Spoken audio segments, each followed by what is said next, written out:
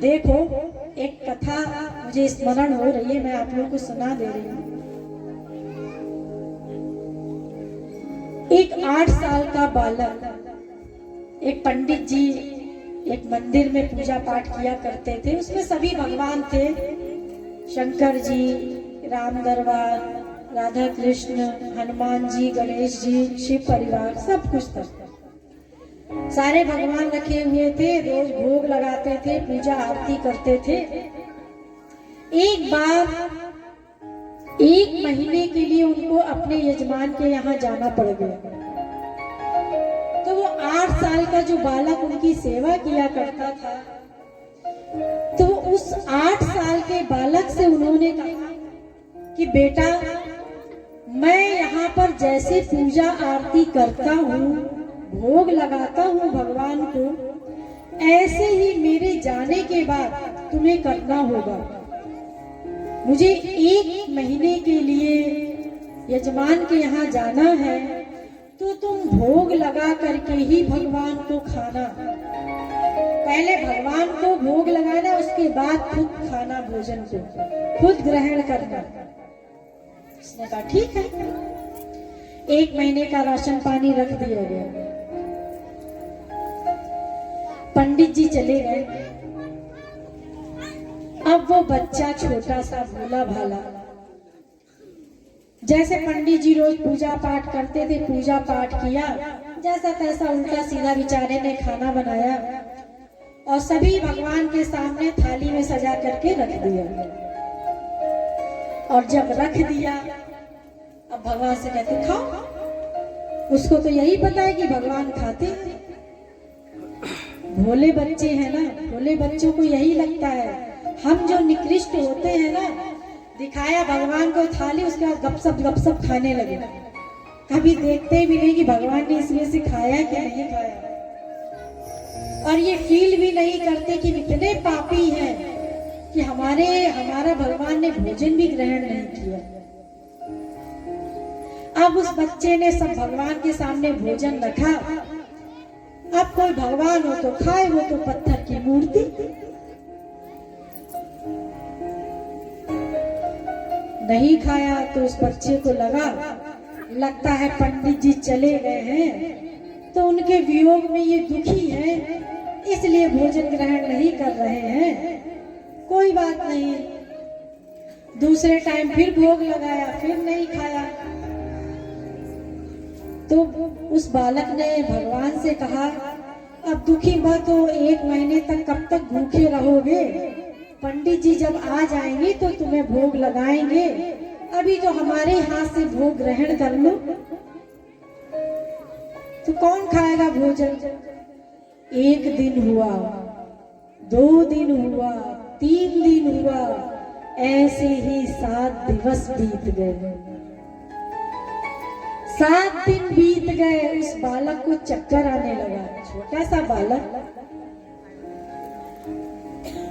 जब उसको चक्कर आने लगा, उसने भोग लगाया, बनाया और ले जाकर के सब भगवान के पास रखा।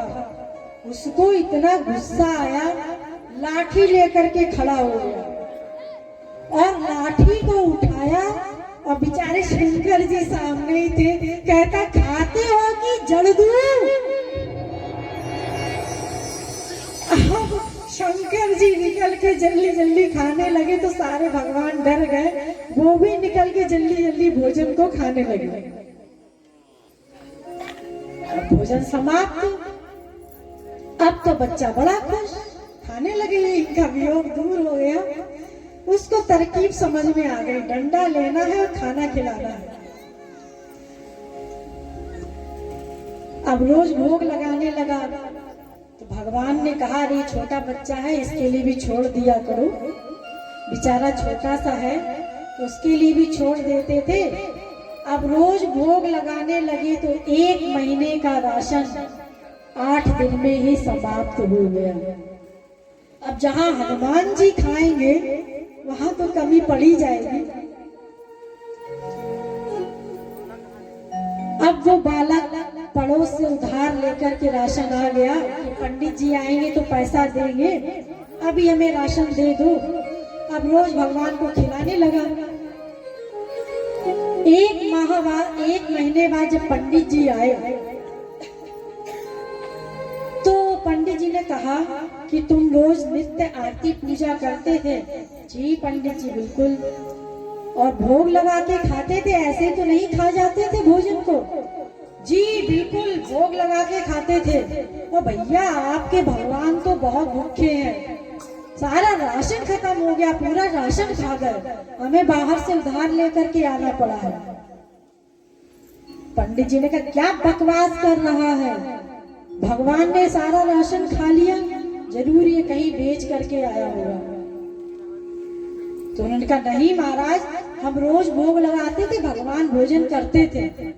अच्छा बड़ा आया, मैं तो इतने वर्षों से भोग लगाते लगाते बूढ़ा हो गया और तू जरा सा छोकरा आया, भगवान तेरा भोजन खाते थे।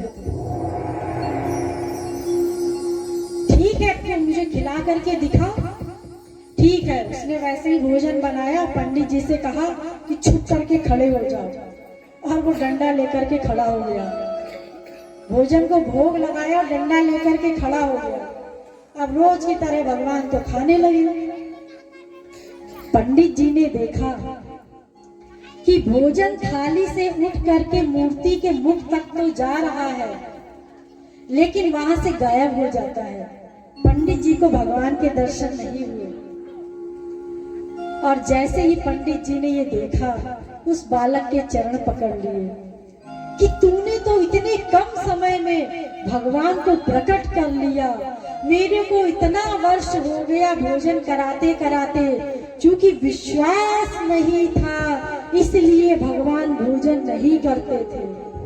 जिस दिन हमें ये विश्वास हो जाएगा कि हम भोग लगाते हैं और भगवान खाते हैं, तो फिर भगवान को भी आना पड़ेगा, आएंगे, वो भोजन करेंगे। उसके लिए वेद शास्त्र को रटने की आवश्यकता नहीं है। ये धन्ना जाट करमेती बाई, ये सब जितने भी संत हुए सब अनपढ़ थे, अंगूठा छाप थे, केवल भगवान की भक्ति करके भगवान को प्रकट कर लिया।